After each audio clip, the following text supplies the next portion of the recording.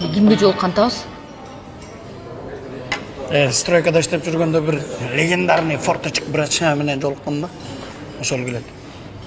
Качан келет эми анысы? Келет азыр. Тигине келет.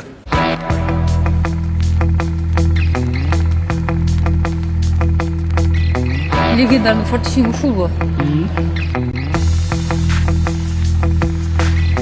Бул кайсы форточка болот?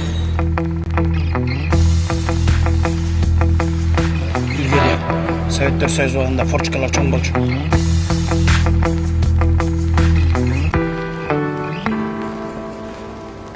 Салам.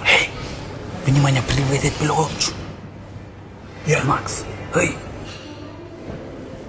Чын атыбыздан айтышып эле коюлду атам бака. Ким булар? Аялым.